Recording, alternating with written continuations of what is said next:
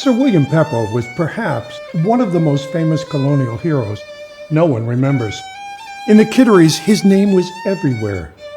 But who was he? Pepperrell was an English colonist who came here and established a homestead and was really one of the founders of the town of Kittery, as far as I know. I have to be honest, I don't know much. No idea. I don't know. Well, Pepperrell Cove. That's about all we know about Pepperrell. Not too much. No. I know he's buried around here somewhere. I haven't figured out where. He was a British person, officer, but then he began to move over to the American side during the Revolution. So he was quite well known as being a supporter of the Revolution. So Not one person we asked came close to identifying one of colonial New England's most famous pre-Revolutionary War figures. So why is he not remembered? Perhaps it was his loyalty to the king, right up to his death. The Pepperrell story is a story worth telling. So let's start at the beginning on Appledore Island. Without a doubt, the single event that made William Pepperrell II a worldwide name was the Siege of Louisbourg in Cape Breton in 1745. Without that, he would not have been named a baronet and given the title Sir William Pepperrell. The siege was a massive and audacious undertaking that made colonial America famous and may have been the seed to America's revolution 31 years later. But let's go back to the Pepperrell's beginnings in America, specifically Colonel William Pepperrell, Sir William's father. We're on Appledore Island at the foundation of the Colonel's house. Imagine, confined world of England in the mid-1600s. The first Pepperrell came across the sea around 1675 from West England via Newfoundland. The world, he finds, is so extreme compared to the British Isles that he left. Winters are colder. Summers are hotter. The trees are huge, and the abundance of fish is astounding. The many coastal rivers washing nutrients from the rich forests to the sea make the Gulf of Maine one of the best fishing grounds in the world. The Europeans are hungry for salt cod, and the shoals they find are salting and drying huge quantities. Fishing is very lucrative, but on the mainland is the Bray family. John the shipbuilder, his wife Mary, and his daughter Marjorie. William Pepperrell courts young Marjorie, but is rejected for marriage by John, her father. William spends several years quickly gaining wealth from fishing, shipbuilding, and trade. And then he gains Marjorie's hand in 1680, and his rise to power begins. Here's a fascinating story about Marjorie and William. Apparently, Marjorie was engaged to one Joseph Pierce.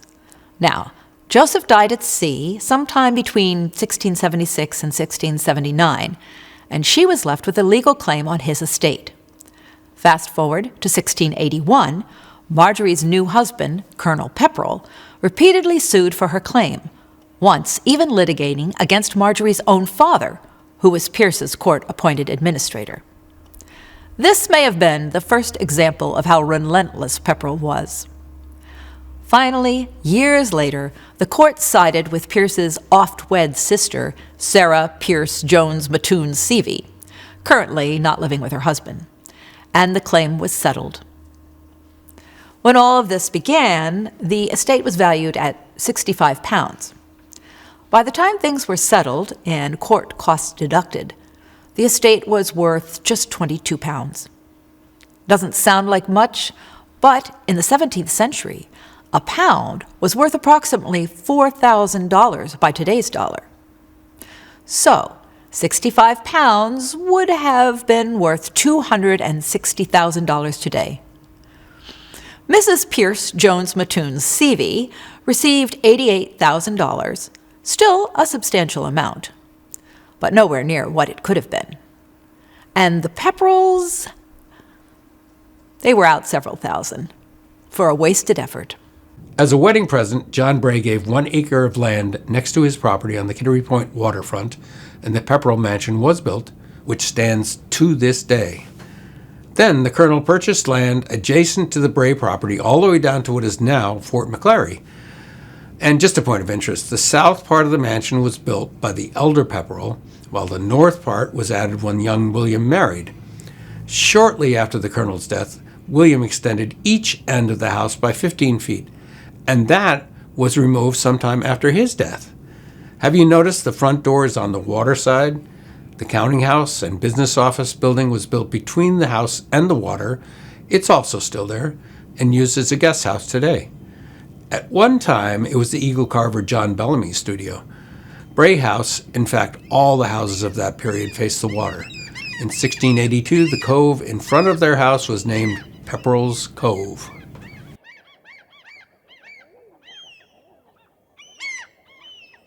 In 1681, the first of 8 Pepperrell children was born.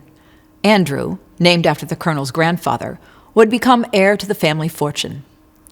Over the next 20 years, 6 girls and 1 boy were born. What was remarkable is that unlike most families during that time, all the Pepperrell children lived to maturity and collectively presented Marjorie with 50 grandchildren. All the children were educated locally, taught the basics and practical things. The girls were trained in domestic duties, while young William learned things like navigation, surveying land, and some geography. Eventually, they were tutored by the Reverend John Newmarch, a young Harvard graduate who would become the first minister to the Kittery Point Congregational Church in 1714. Several of the daughters married sea captains. They also dabbled in trade, often sending fish and furs to Europe or the West Indies in exchange for dresses and fruit. By 1693, Pepperrell was well established in business. He served on the Great General Court and as a Kittery selectman as early as 1694. In 1708, he built a grist mill on Chauncey Creek. The dam is still there. That dam was also the original way to get to and from what is now known as Garish Island. He opened a tannery near his house. He was an informal banker for the community, owned a few licenses to sell liquor, and was a founding member of the Kittery Point Congregational Church. Tragedy struck in 1713 when Andrew died unexpectedly. He had been made a partner in the business after apprenticing at sea. The elder Pepperrell was seriously thinking of retiring and purchasing an estate in England to live the life of a country squire. However, that was not to happen. So, how did Andrew die?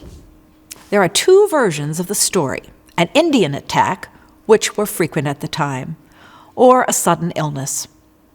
Based on our research, we think it was a sudden illness. He left a wife and 2 daughters.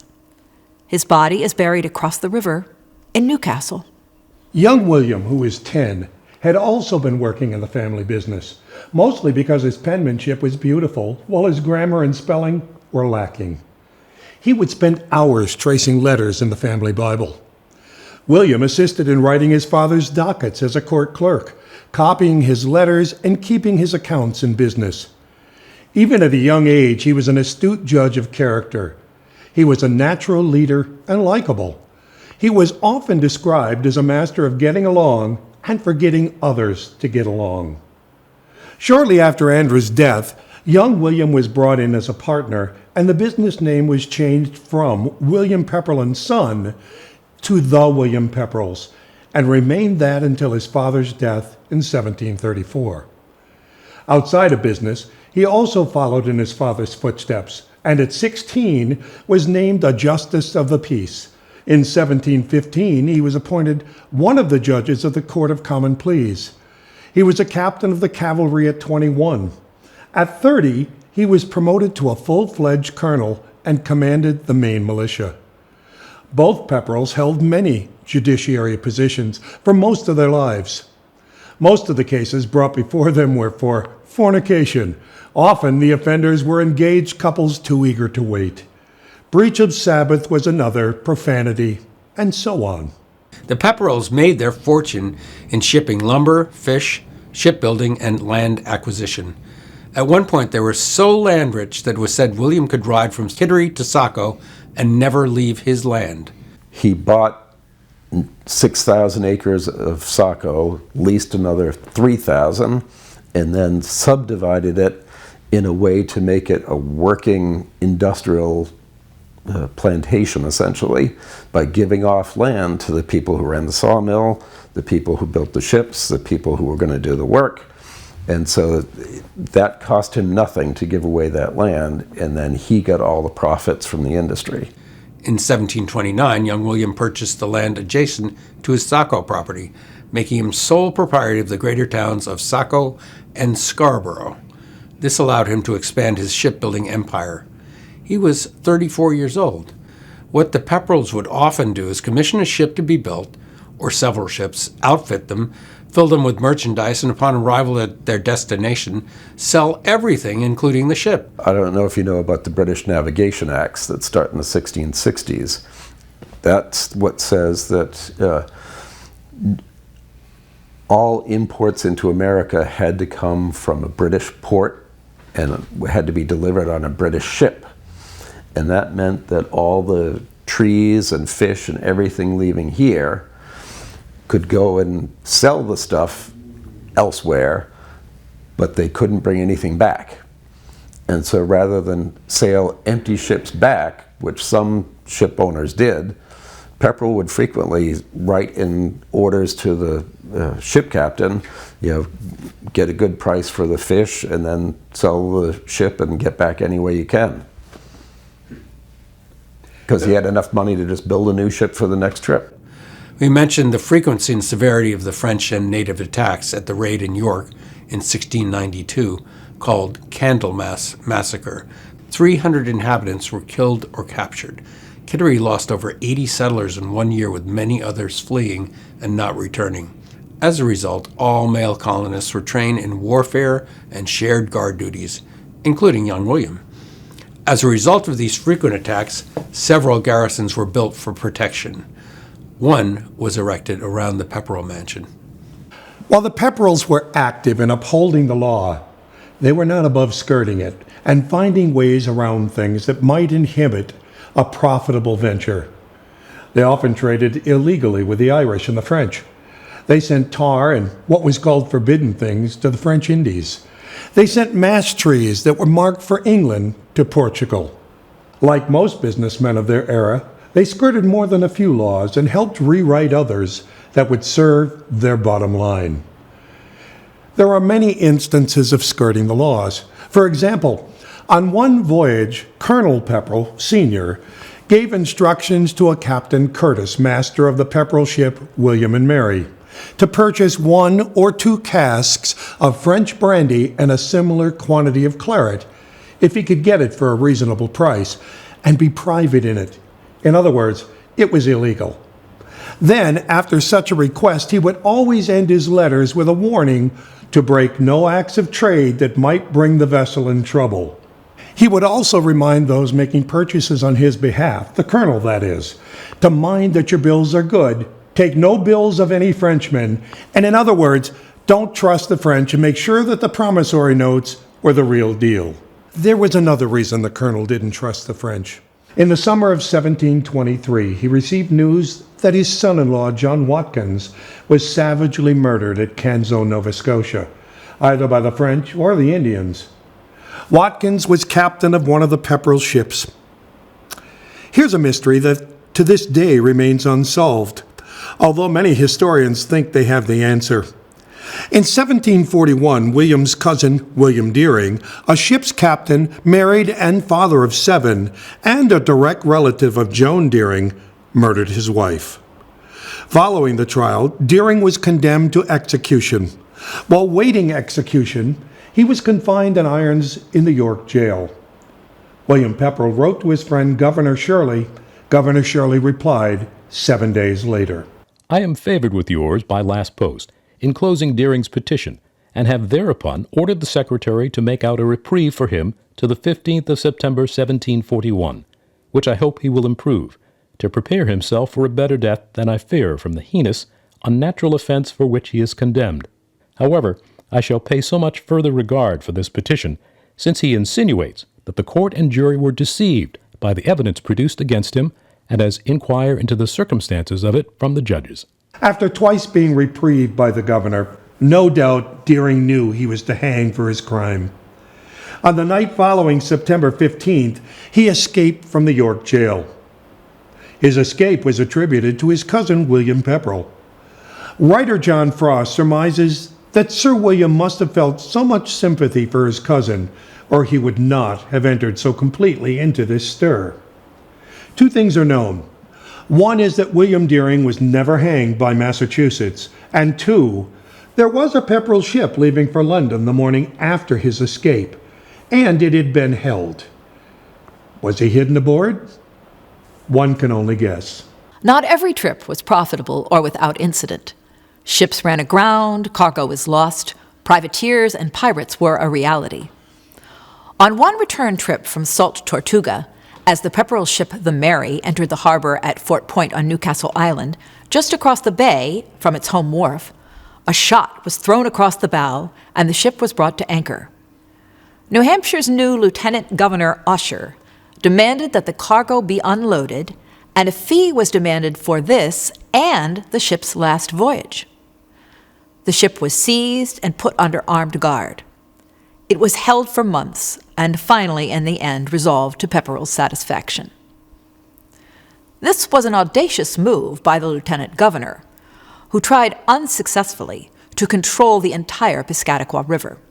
In 1723, Lieutenant Governor John Wentworth seized a Pepperrell ship, the Prosperous, for revenue violations. The Pepperrells and the Wentworths were bitter rivals. So were the charges real? No one knows. But some months later, the case was tried in London, and the Pepperrells won. But so did the Wentworths by keeping that ship out of circulation for a period of time. Colonel Pepperrell, not one to shy away from a fight, wrote to the courts. Enclosed you have several affidavits, which we took with the thoughts that if there were occasion, they might serve us in our case related to the seizing of our ship by the instigation of Lieutenant Governor Wentworth. But if they will not be serviceable for that, they will show how that man will strain a gnat and swallow a camel. The Wentworths, I could talk about this a little bit, their business model was based on Sir William Pepperrell's business model in Saco. So he set the precedent that made the Wentworth fortune. Did they get along, or were they really competitive? They were really competitive because they had differing interests. Pepperrell was deeply rooted in the Massachusetts government, and the Wentworths wanted to stab the Massachusetts government in the neck. The Pepperrell Empire now extended to the southern colonies, the Caribbean, West Indies, Spain, Portugal, and Europe, and William Jr. was making huge inroads with businesses in Boston. However, there were times when those ships would remain in ports for long periods until there was enough merchandise and products to make the trip worthwhile.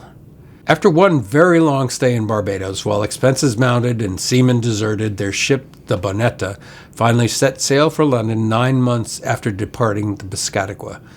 Everything took so long that in the end, the price of sugar on board had dropped. There were huge losses. With international shipping reaching new heights and more ships sailing to the same major ports, it was important that the Pepperrell ships arrive on time. If they were late, they may have found the cargo they thought they were to carry was already aboard another ship, and any merchandise they planned to purchase for the return trip also sold and gone. The Pepperrells relied heavily on local agents as their trading partners, sometimes too heavily. In North Carolina, the Pepperrell ship Hannah and Sarah was seized due to missing paperwork. When the error was discovered, the captain requested time to replace the papers and was turned down. What would normally not have been a problem became a huge one for the family business. Their lawyer in that region, Colonel Edward Mosley, had recently been disbarred for 3 years as a result of political activities against the governor. In the governor's zeal for retribution against Mosley, the Hannah and Sarah was sold, cargo and all. Pepperrell spent years fighting the case in English courts and finally had to give up when all the principals, except Mosley, had died. It was not always smooth sailing for the family. While their reputations and power were growing, other things were also happening. Some within their power to resolve, some where they could have done better, and then some that simply was beyond their control. Ships were occasionally lost at sea, fish would arrive in a bad state of rot, lumber and timber products were inferior, and bitter rivalries were growing, especially between the Pepperrells and the Wentworths of New Hampshire. By 1719, one of the biggest trading partners, John Pyen, was ready to sever their relationship. He complained that tar and turpentine were half-made and unfit for use. The fish, poorly cured. Inferior quality was showing up all too often. Another partner in Antigua, John Kirby, wrote, "As for your shingles, they are, I think, as bad, if not the worst, I ever saw." It's interesting how much business was done in trade to balance the books. The Pepperrells would owe somebody, so they carried that merchant's cargo in lieu of payment. We also know that in 1719, there were enslaved people in the hold of the Pepperrell ship. There is little doubt that on other occasions they engaged in slave trafficking. One item in the accounts of the younger William and his brother-in-law Benjamin Clark, it seems they tried to cover up the purchase of a Negro slave. Author Byron Fairchild writes that slave trading was an insignificant feature of their business. No one can be sure of that. It seems that hiding certain cargo in ship manifests was not uncommon. However, he goes on to say that the Pepperrells probably did not participate on a large scale because of the perishable nature of the so-called product. It was business. At one point, son-in-law Sparhawk and his partner Benjamin Coleman lost most of their enslaved cargo during a voyage.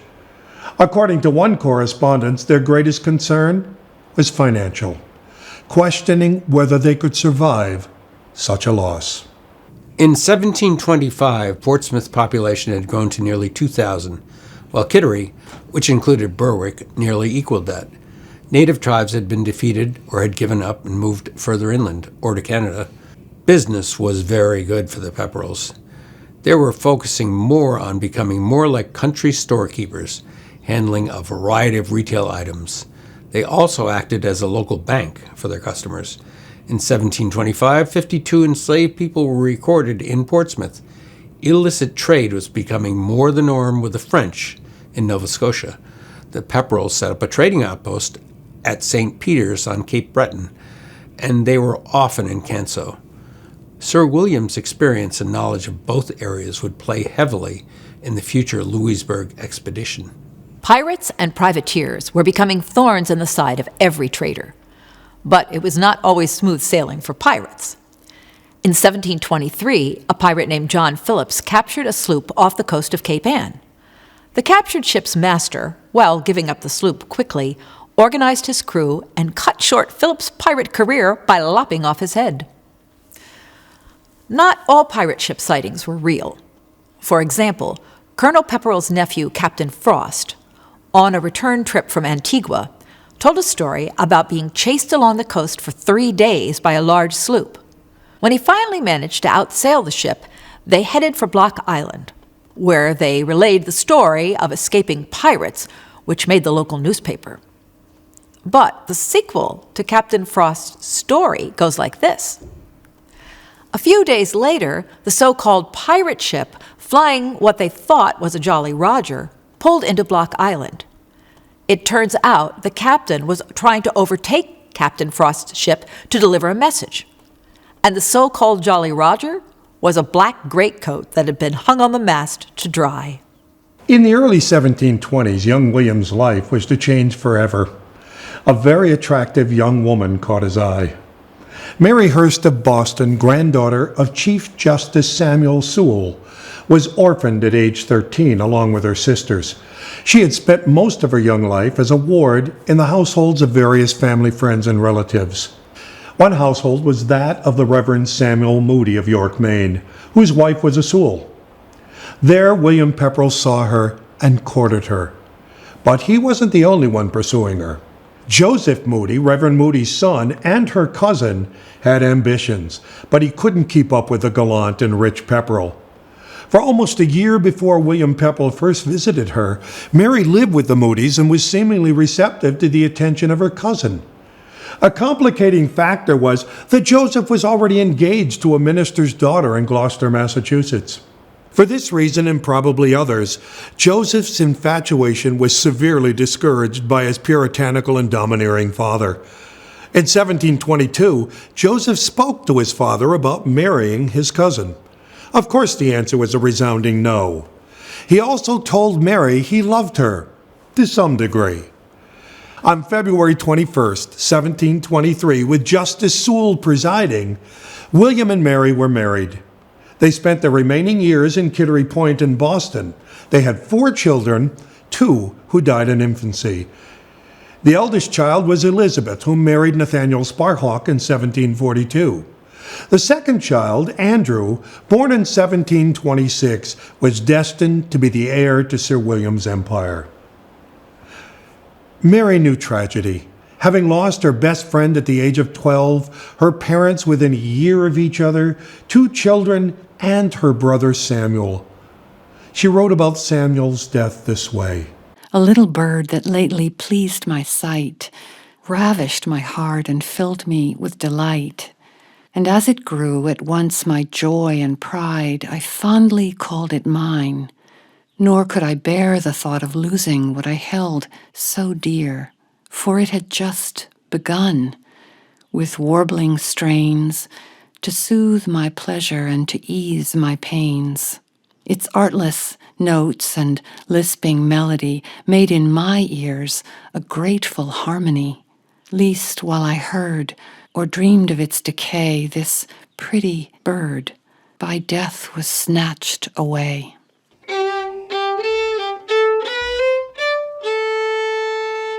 Who was Lady Pepperrell?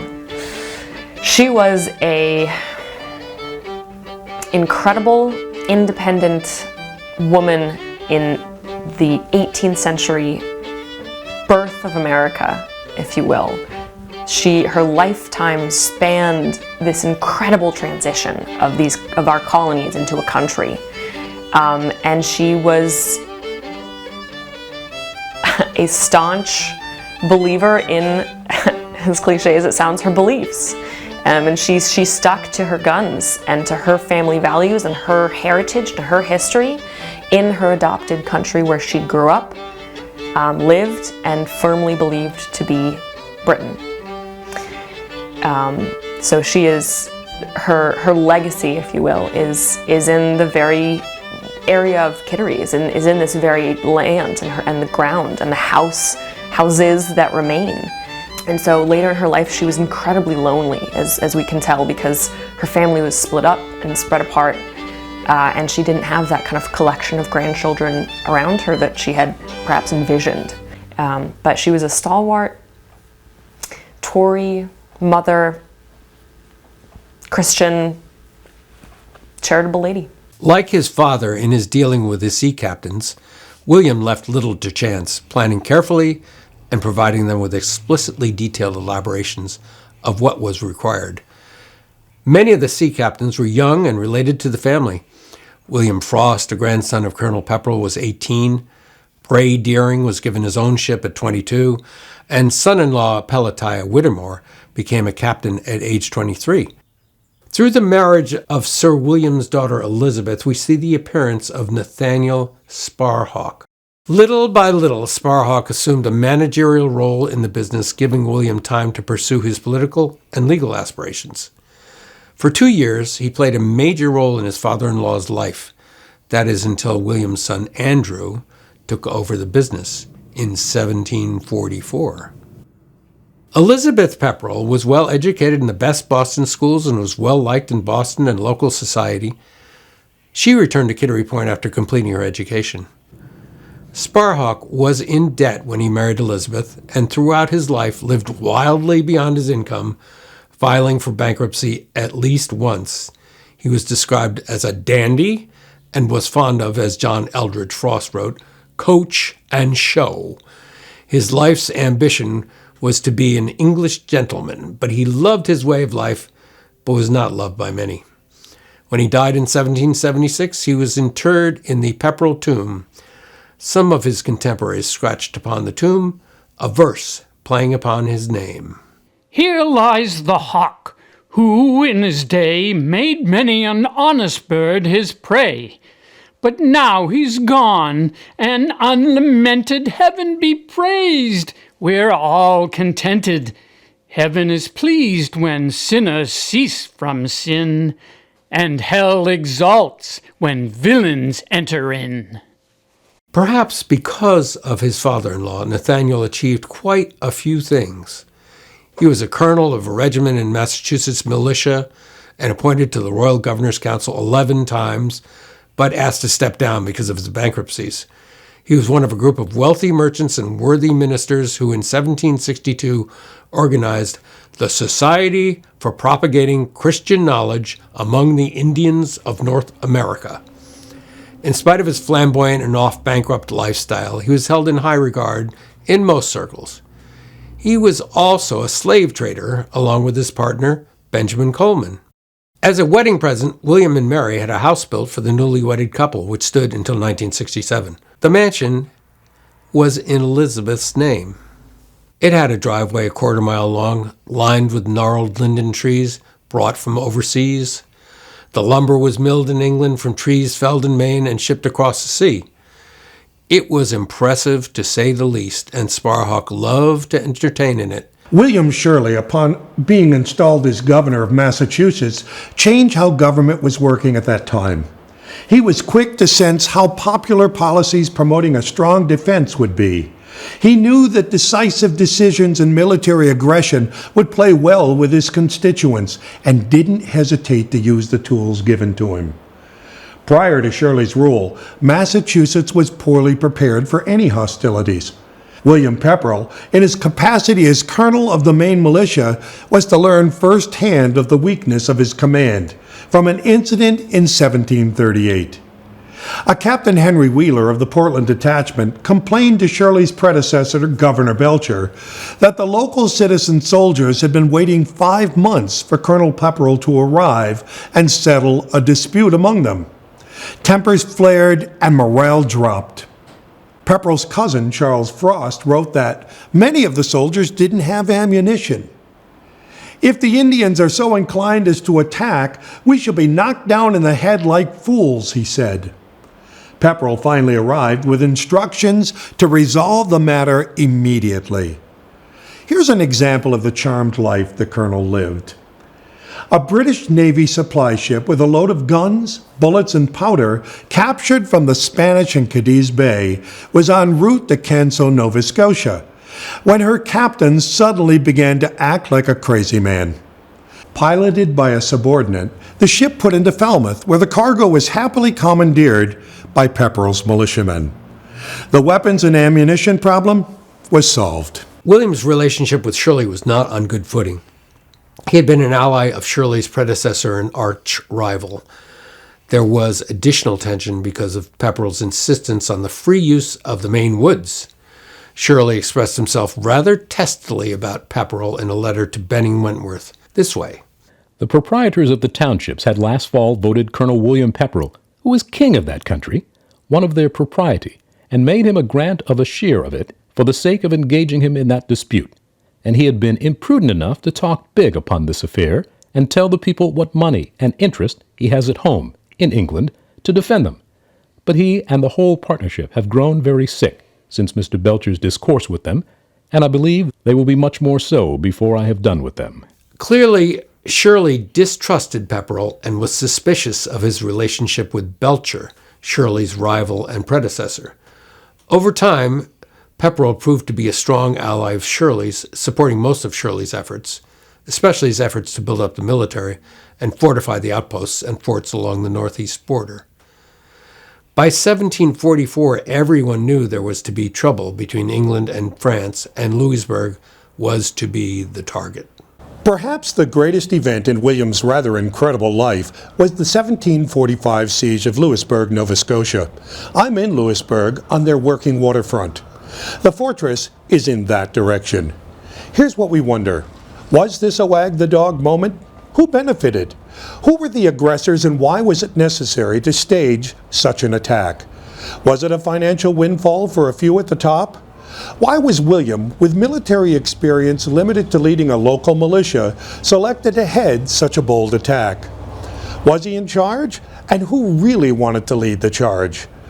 For several weeks, more than 4,000 soldiers and nearly 100 armed naval vessels were staged and trained at Canso, not so far away, also in that direction. How did the French not know a buildup of such magnitude was taking place practically next door? How was this ragtag group of colonial farmers and fishermen able to succeed quickly and decisively? And afterwards, how did they fare? Well, it all depends on which history books you read. I asked the question, was Louisbourg a wag the dog moment? Yes and no. There was no doubt that French privateers and some pirates were making things miserable along the trade route between Maine and Canada, and the French were preparing for war with England.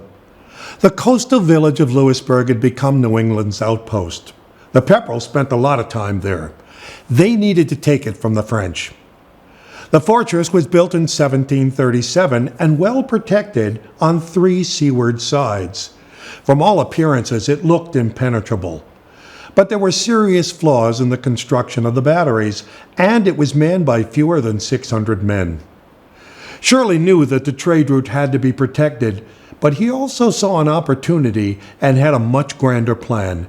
To no longer be governor, but prime minister, and that included that part of Canada. In fact, he planned to take over all of Canada. To do this, he managed to gain control of the General Court. Most of the members of the General Court resented Shirley's control, but were powerless to stop him. Capturing the fortress at Louisbourg was at the top of his agenda. Did he do the right thing? Most historians agree that the capture of Louisbourg was the most important military achievement of the American colonists prior to the Revolution. On May 3, 1744, a crowd stood on the wharf in Louisbourg watching a French ship make its way into the harbor. Among those in the crowd was Monsieur Jean-Baptiste Louis le Provost de Quesnel, the elderly governor of Isle Royale. He was described as whimsical, changeable, given to drink, and when in his cups, knowing no restraint or decency.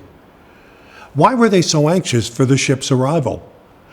They were hoping it brought badly needed food supplies. The locals were facing starvation because the Basque fishing entrepreneurs, who had regularly supplied many of the Cape Breton fishermen with food and fishing supplies in return for dried cod, refused to sail for Cape Breton because of the impending declaration of war against Britain. Things got so bad there was talk of a rebellion, and de Quesnel responded by ordering troops to quell all discontent. The French government, in the meantime, instructed de Quesnel to recruit as many ships as possible to prey on vessels heading to and from New England and destroy British commerce, including a small presence in Canso. So a plan was hatched to destroy the village and nearby Annapolis Royal, another English settlement in Nova Scotia.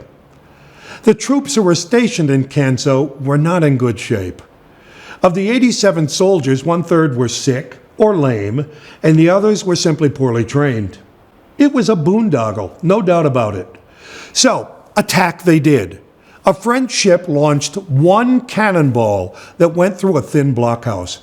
Immediately, a white flag of truce went up. After the surrender, arrangements were made for the families of the captured soldiers to return to Boston.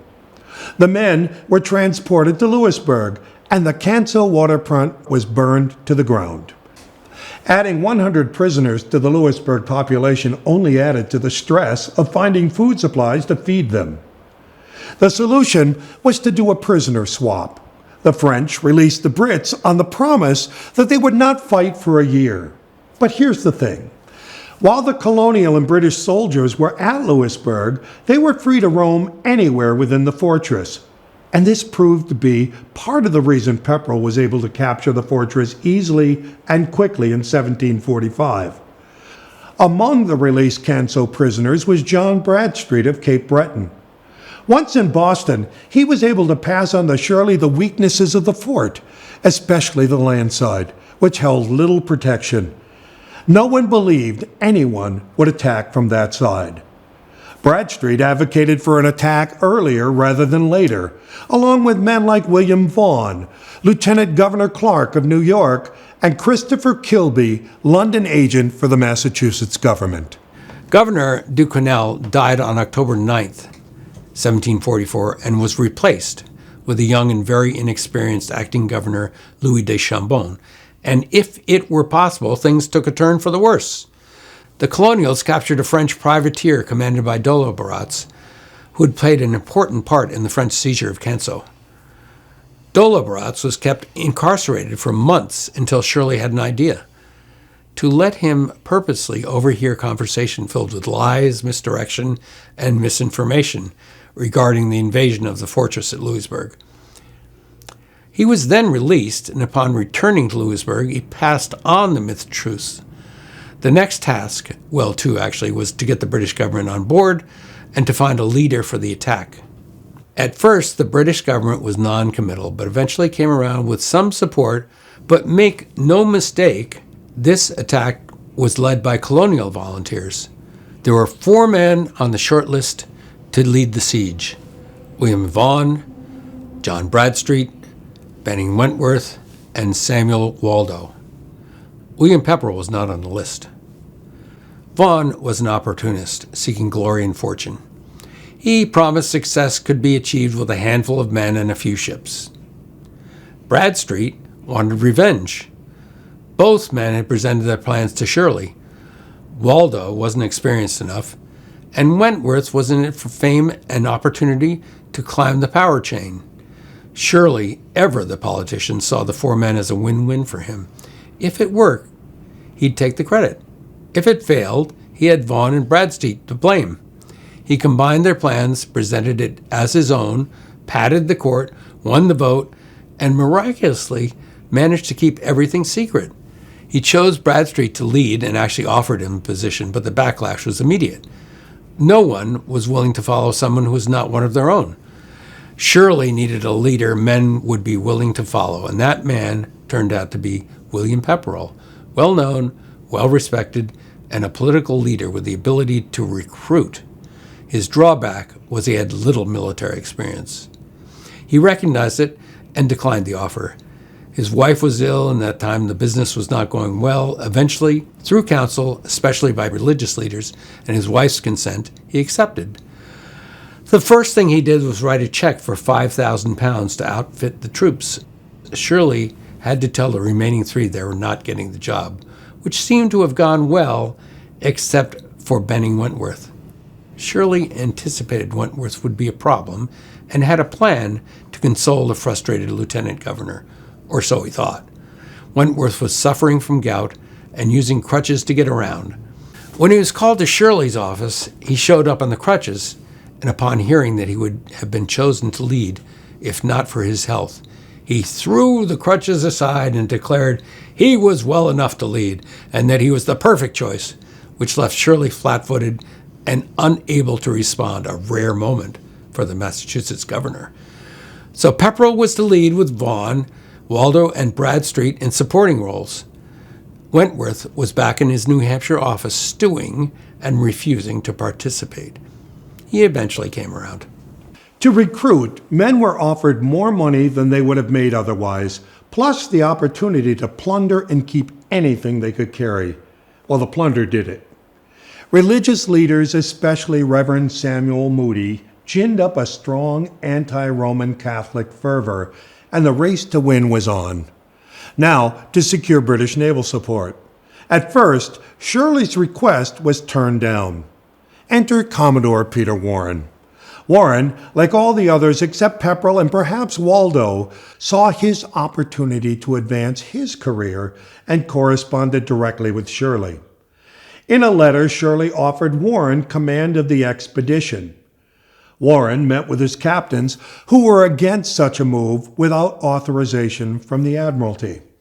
Hell-bent on career advancement, Warren ordered 2 ships to sail from Antigua to Boston and New York to wait for instructions. But the ships were never sent. On March 19th of 1745, Warren received orders from the Admiralty to proceed to Annapolis Royal to support the endeavor. Shirley was completely unaware that permission had been granted. In the meantime, Pepperrell, 4,000 men, and nearly 100 ships of all sizes, led by Edward Tyng, had assembled at Canso for training, less than 100 miles from Louisburg. Did Duchambeau know what was going on? Well, he may have known, but he was convinced the attack, if it came, would be from the waterside, and he was prepared for that.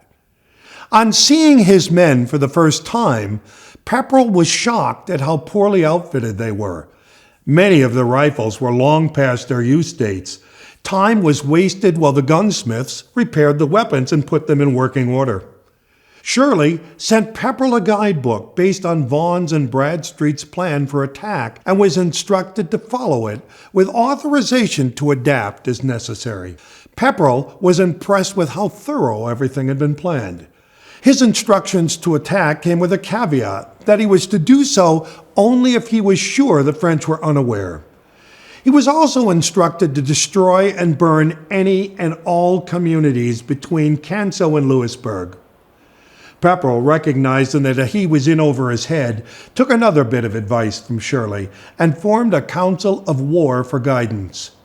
By April of 1745, Pepperrell felt everything was in place to proceed.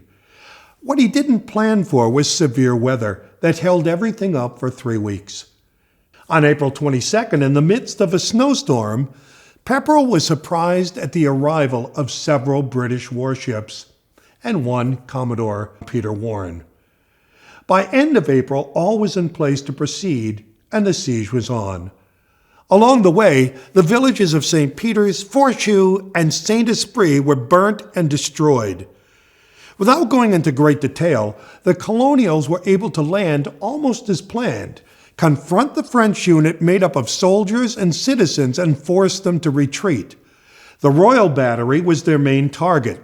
The captain at the battery saw the colonists, led by Colonel Vaughan, advancing and requested his men be evacuated by sea. Royal Battery was captured without firing a shot. The cannons were supposed to have been pushed into the sea, but weren't. Instead, they were spiked, meaning the touch holes were filled, preventing the cannon from firing. The colonials were prepared and sent their gunsmiths to rebore the touch holes, which was done in short order, and the cannons were then turned on the fortress walls. Samuel Waldo relieved Vaughan and proceeded to fire at will. 2 days after the barrage began, Waldo sent this message to Pepperrell. We are in most extreme want of liquor. All the brandy and wine gone, even to a drop. Beg you send a quantity of a hogshead in kegs for this purpose. An addendum was added later on. Pray let Mr. Green order French rum instead of New England. The taking of Royal Battery handed Pepperrell an easy victory. The most amazing thing was building other batteries to attack the fortress walls. The cannons had to be transported from the smaller boats across very harsh land, bogs and marsh by sledges and teams of 200 men. For 2 weeks, working at night, the colonials moved their guns to within firing range of the fortress. 5 emplacements were finally set up, and they commenced firing. More than 9,000 cannonballs and 600 bombs rained down on the fortress, forcing people to flee to the citadel. Casualties on both sides were rising steadily. While many of the colonials were participating in this end of the battle, many of Vaughan's troops were roaming the countryside, burning, killing, taking prisoners, and plundering. Discipline was described as almost non-existent. Pepperrell often looked the other way. He knew not to pull too tightly on the cords of discipline. Many of the English casualties came from cannons that were being loaded by inexperienced gunners. Too large a charge, and the big guns exploded, and they often did. It was chaos, but successful. In the meantime, the naval side was also having great success, capturing 3 French ships and firing at will at the fortress walls. Warren was also trying to usurp as much power as possible from Pepperrell. At this point, of the 4,000 original troops, only 400 were fit to fight. Many were dead and the remainder sick and unfit for duty. Warren saw an opportunity and tried to take the lead with an audacious attack plan that used his 300 Marines at the lead. His officers had little regard for the Yankees and were often complaining that their encampments were irregular and the soldiers did not march as handsome as they did and their toes were not turned out enough, etc. Pepperrell fired off a counterplan, outwitting Warren and keeping the aggressive Commodore at bay. What always seemed to work for Pepperrell was his own lack of military experience. He relied on instinct, which frustrated Warren to the point where the Commodore, in a tantrum, pulled out a letter and gave it to William. The letter where Shirley had offered Warren's full command. Pepperrell's reaction was to remain calm, stay on friendly terms, and ever after be wary of Shirley. Backbiting, infighting, carping about each other was not uncommon, and yet Pepperrell managed to keep everyone on track, and on June the 28th, after negotiations with Pepperrell and Warren, Governor du Chambon surrendered. Unbeknownst to Pepperrell, early that same day, Warren had sent an emissary to du Chambon requesting the French surrender to him, not Pepperrell. 2 stipulations were met: that the French be allowed the honors of war, marching out with their guns and their colors flying and drums beating. The second stipulation was none of the plunder could leave with the soldiers, which in spite of the initial promise, Pepperrell agreed. Feeling betrayed, the New Englanders were furious and wanted to leave for home immediately.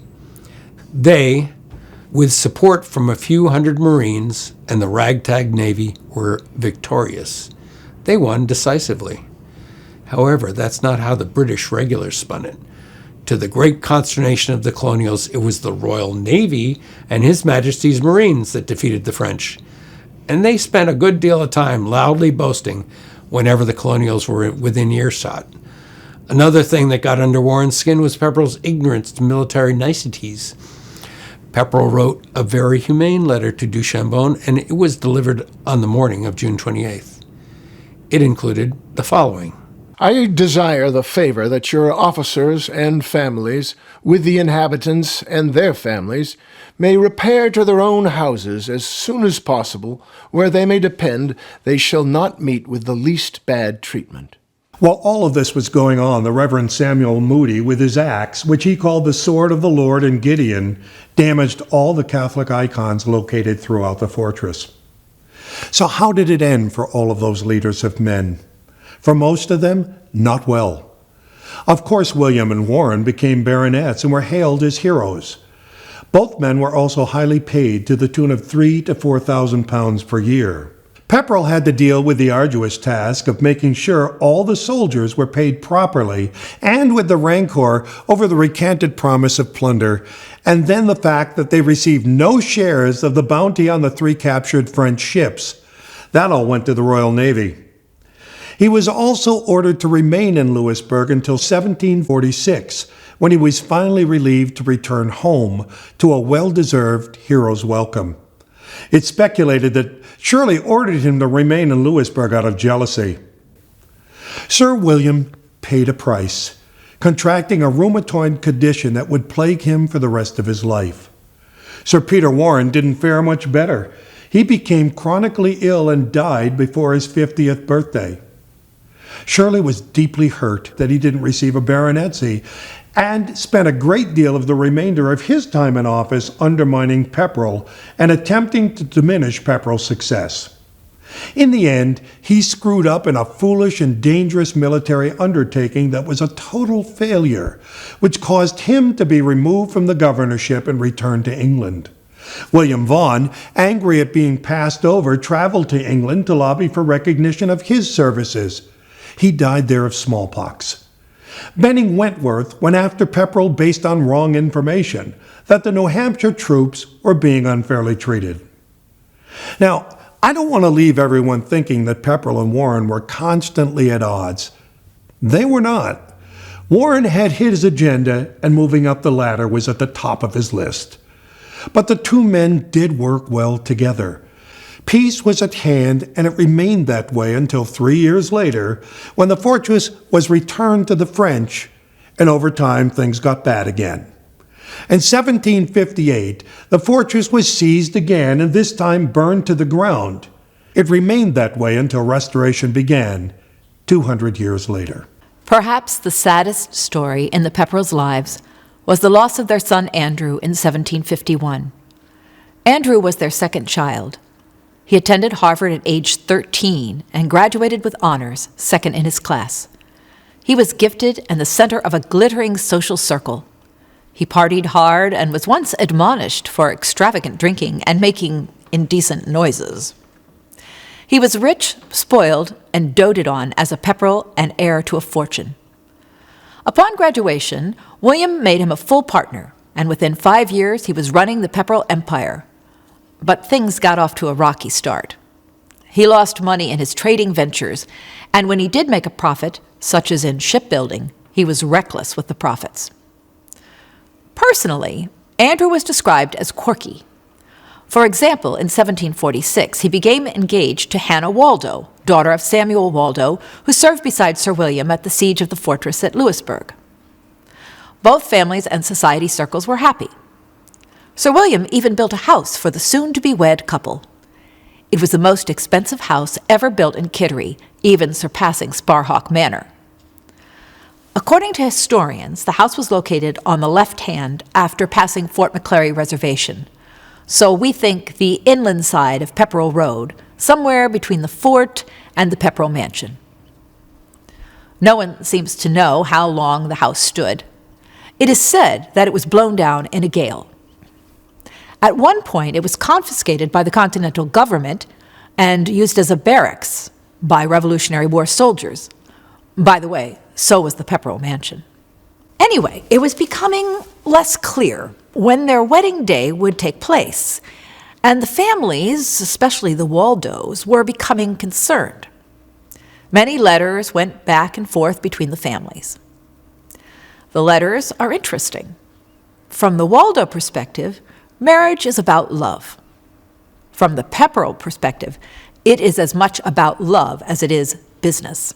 Just like any parents, I think, perhaps, or any family, there's some color that we do get about the trials of parenthood and the trials of well, in that case, or these cases, marrying off your children. So Elizabeth was married off to make an advantageous match with the Sparhawks, who in this area were lumber barons of the day. And so because the Pepperrells were big shipbuilders, and that was how they had gained their wealth, they needed lumber. And so it was thought that this would make a really good partnership in business to marry into that family or have them marry into the Pepperrell family.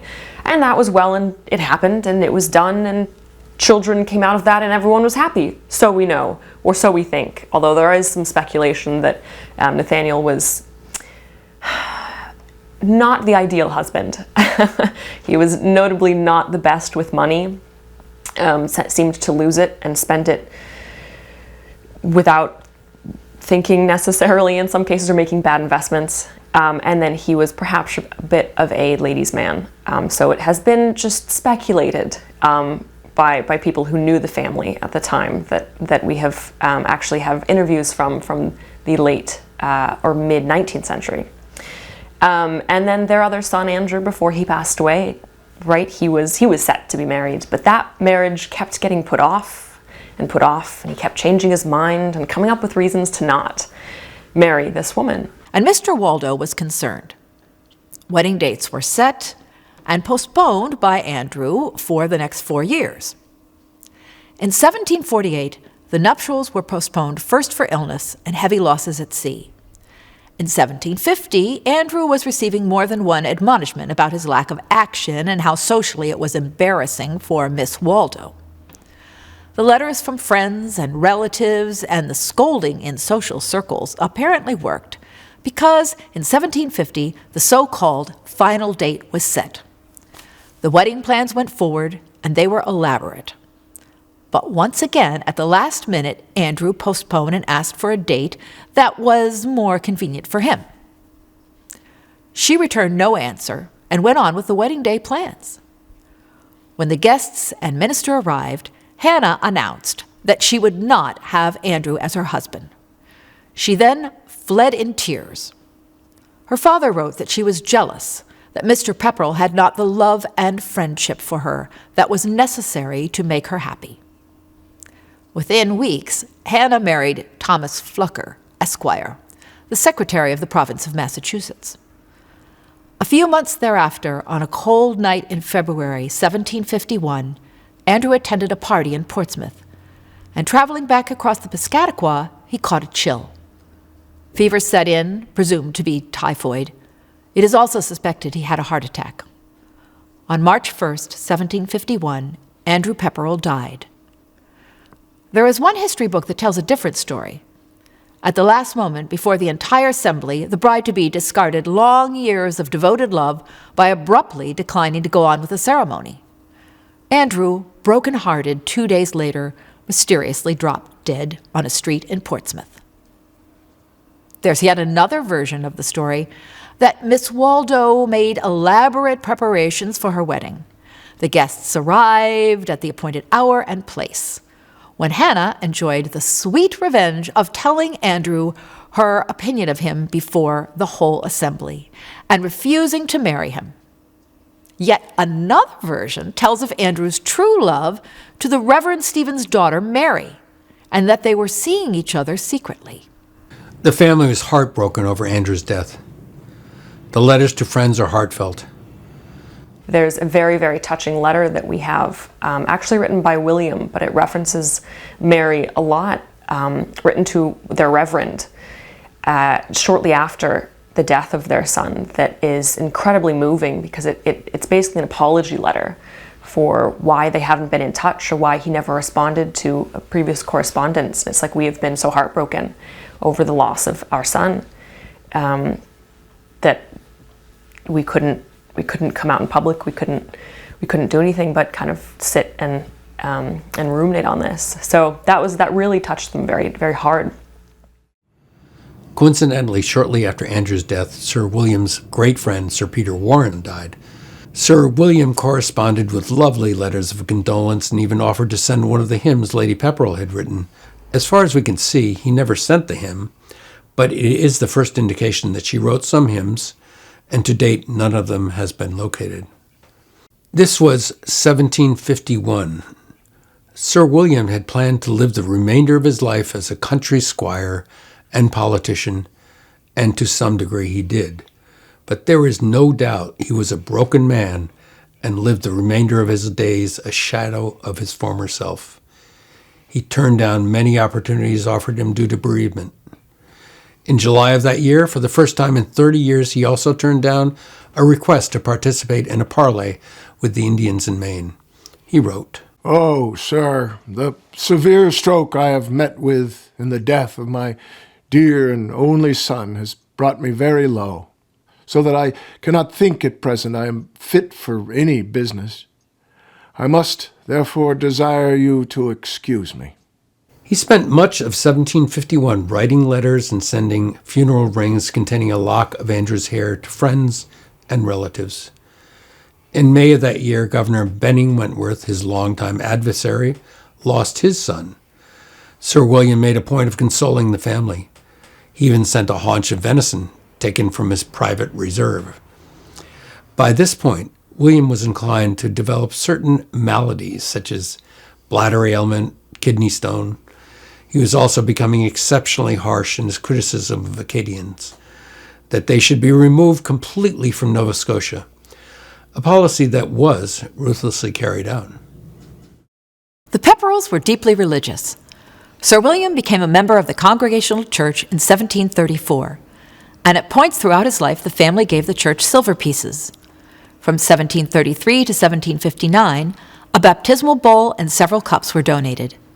After his death, a basin was added, donated in his memory with the family coat of arms on the rim. In relation to the Pepperrell silver, one of the interesting stories is the minister who replaced Reverend Stevens was a reverend named William Briggs, and he came in 1794, just at the end of the Revolution. when the church was at its ebbing point. And the church eventually went down to having only one member, a woman named Tamsin Haley Bellamy. And it's said that during the 15 years there, Reverend Briggs only held communion once, never had recorded marriages, baptisms, etc., but the church was kept alive. But there came a point when Reverend Briggs separated from the church, and he had in fact been using the Pepperrell silver in his kitchen as his silverware, as his for his meals. And he had a dispute over what the church owed him as far as money for his ministry. He claimed $800. And one evening, fearing that Reverend Briggs was going to take the silver back with him to Massachusetts as his salary, Tamsin Bellamy snuck into the parish house and then hid the silver away from the church, away from Reverend Briggs, and thereby saved the Pepperrell silver for the church. In April of 1751, the controversial theologian Jonathan Edwards made a condolence call after Andrew's death. He discussed the financial problems he was having at his wilderness mission in Stockbridge, Massachusetts, a mission to convert the Indians to Christianity. In truth, Edwards had been exiled to Stockbridge as a result of a feud with a wealthy trading family. Pepperrell also knew the family, and he was getting caught, sucked into the feud, which he deftly managed to avoid. Edwards later became the president of Princeton University, and Pepperrell became a major donor. Tragedy struck again in the spring of 1752, when the Pepperrells lost their grandson, Andrew Sparhawk, age 3. But 1753 was a turnaround year. Pepperrell again became very active in Indian affairs. By this time, most of the tribes of Maine had fled to Canada. It was a rough period, and for a time it looked like treaties and land deals were going to fall apart. Massachusetts Governor Shirley did little to help. In fact, in some ways, he exacerbated the situation. Things got bad enough that in 1755, London ordered an ailing William to reactivate his regiment, which proved to be difficult. Also, perhaps because of Shirley's jealousy of Sir William's recognition after Louisbourg, he left Pepperrell out of the loop. To keep the story short, the war that ensued was a disaster, as Shirley, with no hands-on military experience, took the reins and failed. He lost nearly every battle. He lost 2 sons and his governorship, and ended up being called to England in disgrace. Pepperrell was promoted to lieutenant general in the British Army, which didn't set well with some of the Kittery locals. It was the highest military rank ever awarded to a native-born American. He and his unit were sent to the southern tip of Lake George to await orders. His command was short-lived. It was also his last field campaign. By this time, he was in his late 50s and in poor health. Also, in 1757, after Shirley's recall to England, he was named acting governor of Massachusetts. He served 6 months. His health was failing. He knew he didn't have long to live. He spent a lot of time settling affairs. He inserted several notices in the newspaper instructing all persons who owed him money forthwith to come and settle their accounts. He also began to sell some of his land, and in January of 1759 redrew his will. In it, he forgave Nathaniel Sparhawk any and all debts owed to the Pepperrell Company. His biggest concern was his legacy. More important, his desire that the Pepperrell name live on in perpetuity. He had no direct heir. To solve that problem, he designated his 13-year-old grandson, William Pepperrell Sparhawk, his sole heir, as long as he dropped the name Sparhawk, which, of course, he did. In 1774, William Pepperrell III, Nathaniel Sparhawk's son, was named a baronet in his own right, but his future as an American lasted only until 1776, when, as a loyalist, he was forced to flee the country. He took as much as he could, packed his family, and escaped to England through Canada. Sadly, his family paid a horrible price. His wife died en route and is buried in Halifax, Nova Scotia. Before Andrew's death, Lady Pepperrell's nephew, Charles Chauncey of Boston, joined the business. By midsummer, most of the business responsibilities were on his shoulders. Things got off to a rocky start. The brigantine Kittery arrived in Cadiz with fish in such poor condition it was sold for pennies on the dollar. Another ship was blown onto the reefs at the mouth of the Cadiz harbor and lost. A few months later, another cargo of fish arrived in such a bad state that it was thrown overboard by order of the governor. In the fall or winter, the Pepperrell-owned ship, the Centaur, was stolen by the ship's master, Captain Snow, and still another, the Betsy, was taken by Captain Robert Oram. We live in a time when we are seeing an expanded perspective about everything. The study of history has been in the past a study of his story, told by white male landowners who held the power in our society. Slavery in New England began in 1631 and has been a topic for centuries. Not a part of his story, but we now know how extensive it was, and Sir William Pepperrell and Father certainly played a major part, along with Chauncey, Sparhawk, Coleman, Whipple, and other Kittery notables. Slavery in New England really was, obviously a much smaller style of slavery, tended to be a more intimate form of slavery, actually. Most enslaved people in New England toiled in a smaller system as domestic servants, sometimes agricultural servants, but they weren't working in these large-scale plantation settings that we see in the South. So it tended to be a system that was much more based on households and individuals that were being enslaved by wealthier types of folks, people who had higher status. There's no hard evidence the Pepperrells engaged in buying enslaved people to resell for profit. There is proof that they transported them and also purchased them for their own use. Consider the elder Pepperrell's purchase of 5 people in 1719. Apparently 4 died on the way to Maine from exposure, and the Negro woman branded with a Y on her breast also later died from exposure in the New England weather. Sadly, we will never know the extent of slavery in Maine. You figure that the colonel gets it going, in terms of bringing in enslaved people. And of course, the more he becomes wealthy, the more he wants servants, the more he acquires. And then he passes those on to his son. And his son, again, adds to his household and his needs. And when he goes off to Fort Louisburg, he takes at least one, and I suspect he took others with him, but there was no occasion to mention them. He had to have somebody do his laundry and cook his food. I did find on the record 8 militiamen who were a part of the troops. They were black men from this area, most of them right here from Kittery Point, who were part of the troops at the siege of Fort Louisburg. So it's what we don't know, I think, is huge. That's my feeling. A recent effort to find the total number of Africans and their descendants in Maine before 1800 shows that Kittery had the largest number.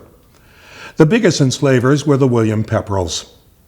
In 1641, Massachusetts established legal guidelines for slavery in its new code of laws entitled the Body of Liberties. Maine's new provincial governor, Thomas Gorges, wrote to his superior, his uncle Sir Ferdinando Gorges, if their bodies could tolerate the cold of the country, they, the Africans, would be excellent. Another wrote, it was becoming more and more apparent that most English settlers, the so-called servant class, were not content working for others, and it was a lot less expensive to own several enslaved people than pay one English servant.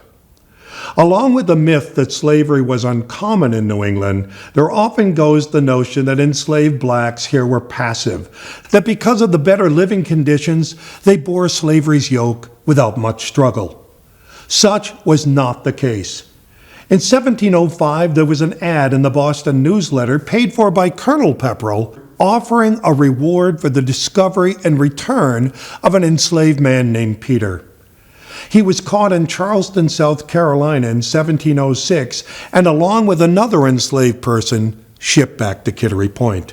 I really wonder, for instance, about the skill of Pepperrell's Peter, who ran away, and he ran away a couple of times, and he made it to the Carolinas, and someone in the Carolinas somehow spotted this young man and contacted Pepperrell, and so Peter was returned.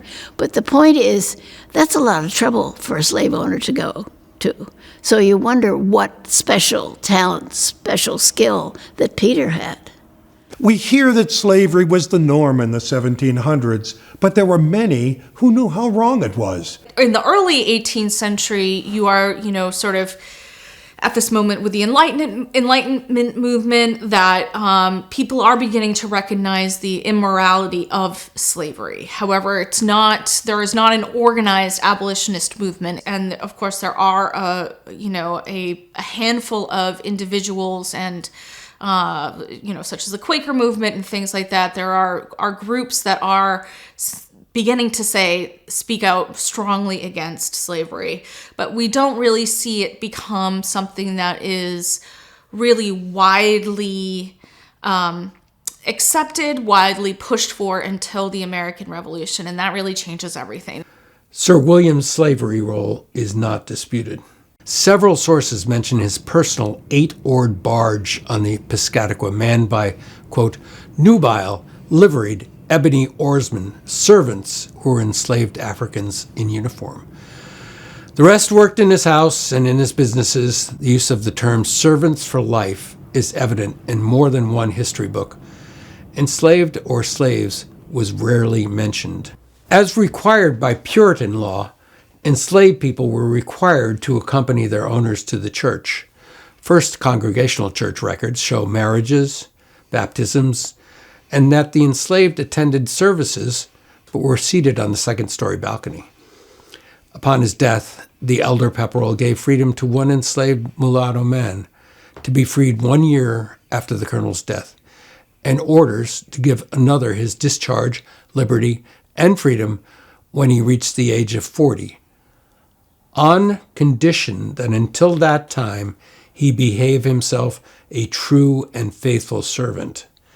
Another named George was bequeathed by his daughter Dorothy with the proviso that he likewise be given his freedom at age 40. In 1745, there are letters from Sir William to his wife requesting shoes, warm socks, and woolen shirts for at least one enslaved man who has accompanied the general to war. Sir William's will gave his wife a choice of any 4 of his Negroes. One of those was Cicero, who was married to Phyllis, an enslaved woman who was part of the Sparhawk household. Cicero and Phyllis lived in a small rent-free cabin down by the water off Lawrence Lane, and had one daughter who was baptized privately on July 7th, 1764. There is no further record of her. In 1779, Lady Pepperrell released those people. The will is dated 1779, and she says, I have heretofore freed my slaves. However, she is going to give them, when she dies, 6 silver coins.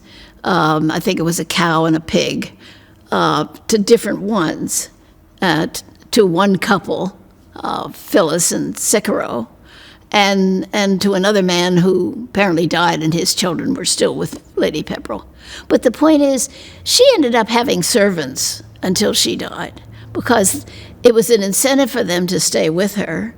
And at one point I did find, shortly before her death, after her death, there's records that Cicero and Phyllis were on some sort of pay, some sort of wage.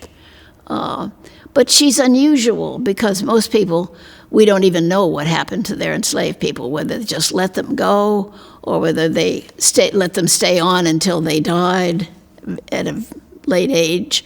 There's only one other man in the area who claimed he provided a cabin for his enslaved person, but it turned out the owner signed the deed, so it didn't belong to the enslaved man. Some authors claim that Sir William was an early abolitionist, but there's no evidence of this. Even as late as 1789, what little that was written about enslaved people was done in a romanticized style. Take this excerpt from a longer piece found about Cicero and Phyllis. Two faithful old family servants, Cicero and Phyllis, unwilling to be separated from their beloved mistress, and so on. We're now starting to study the past not as his story, but all people's stories. As documentarians, we have a responsibility to add this chapter to Kittery's history. For 200 years, enslaved people lived and worked in Maine and contributed much. Slavery in Maine and New England was real, and the Pepperrells were very much in the thick of it. I think the myth of the North is so strong, and there is a single voice, a single story that we tend to hear, so everybody believes it. We hear the story of whiteness, right? And that's told over and over and over again till it becomes part of our DNA. So when we hear these other stories that may rub that story a little bit, may cause just a little conflict or raise a question, the majority of people jump to protect that narrative, that historical narrative. So finding the truth in our stories go beyond looking at this myth that we tell. And the minute we go beyond looking at that myth, our picture is not as beautiful as we thought, as we want to believe. The picture gets complicated, complex, and again, muddied. Muddied because we have to deal, as a country, we've never dealt with the issue of enslavement and what that has done, not only to black folks, but to white folks. White folks can't tell their whole stories. They have to create a mythology around that, you know, a story of freedom and justice for all, because that's the hero's narrative that we want to live by, not the story of terrorism, brutality, white superiority. You know, those things are not pretty. So how do we get that in? Even the way we tell stories, right? Africans traditionally told their history in a story form, right? You know, the people would gather, you'd sit down and you'd learn your lessons of how to be a good citizen. You'd learn your lessons about community. You learn your ancestry, you know, from these round discussions, from talking, not written in a book. White folks, they wrote it in books. Today, we only take what is written as primary narratives to be true, not the oral histories that we hear, because it's not written. So how do you get to that true story, right? How do you get to the truth of a story? Because, and I'm going to laugh at this one, we want the truth from the white story because it's written and we say that's true when we know that's kind of fabricated, and we won't take the oral history as truth because it's coming from somebody else. So what is truth? The truth is there was enslavement. There was efforts to erase the black history because telling the black history brings us back to enslavement. No matter what we do, if there's one black person in Maine, the question is, how did you get here? That's what they asked. You're never born here. You came from some. How did you get here? Now, if that person's been here forever, their family's been here for generations, are you prepared to hear their story?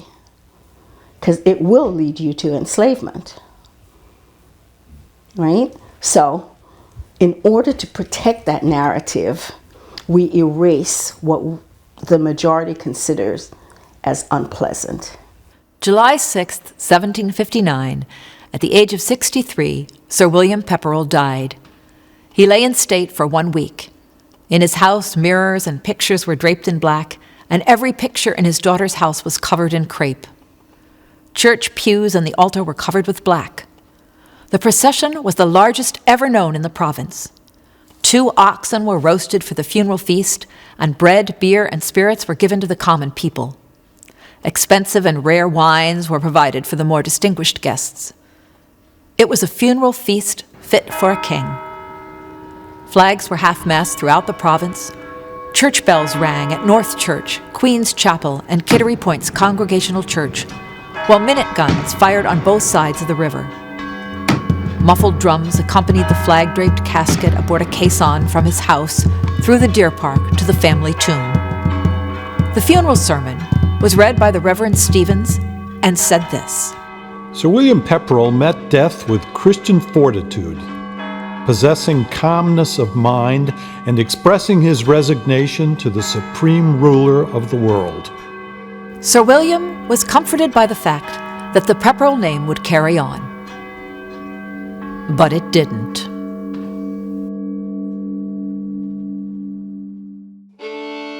Certainly he was a flawed individual. There's no one who isn't.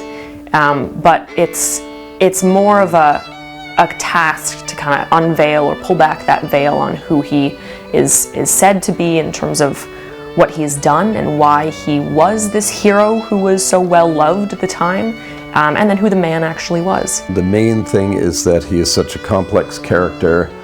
It's hard to see him in historical 3 dimensions, because you can look at him through one lens and say he was a grandiose hero. You can look at him in another end and say he was a financial entrepreneur who made a huge fortune. Another one, he was a political major figure. And then he was also a key figure in the colonial slave trade, which makes him a rotten person. He's a very well-spoken individual. And incredibly devout, and that was his wife was as well, and incredibly had a lot of faith, and that was a very big central part of their life. And stubborn. I think the entire family could be described as pretty stubborn and stuck to their beliefs, hence they didn't join the Patriots in the Revolution, but despite the fact they lost all of their money and property, well, most of it, that they were Maine Tories. On that note, though, actually, Lady Mary was given life tenancy of her house, so she was not. That was not taken by the government after the Revolution, which is rather remarkable. And also, she kept 1/3 widow's right. They allowed her to keep 1/3 widow's right of all the wealth that William had. And then Elizabeth, when Lady Mary and Sir William built the house, the Sparhawk Mansion, as it's called, for Nathaniel Sparhawk and Elizabeth, their daughter, for their wedding, which they built both of their children a house for their wedding. That was, William had the foresight to put it in his daughter's name. It was never in Nathaniel's name. And so when the Revolution came, she was not technically a traitor. And so she was also able to keep her house. And what they did was the family then took all of their possessions from all of their houses in Kittery and crammed as much as they possibly could into the Nathaniel Sparhawk Mansion so that the government couldn't touch it. I think the best way to wrap up this documentary is to paraphrase biographer Neil Rold. He wrote, Sir William was a competent man, unquestionably a devoted family man, and most probably a very nice man. He was pious, generous, even-tempered, well-liked, and prompt to pay his bills. In society today, many of us cannot understand that if he was all that, then how could he have enslaved human beings? It is our purpose here to relate what we know of the Pepperrell's full story. After all, his story is our history. Sir William certainly was not above the law. He knew how to skirt it and use it to his best interest. His business with the Western world made that part of the world aware of the power and influence growing in our colonies. And with his success at Louisburg, he may have laid the groundwork for the Revolutionary War, which is ironic considering his strong support for king and country. As Rold said, essentially Pepperrell was an American before such a nationality existed. His contributions in the arenas of politics, military affairs, and business mark him as a man who helped lay a solid foundation for colonial America. He thought of himself as English. England was home. But when he spoke of my country, he meant America. And that, as far as we're concerned, is his unvarnished story.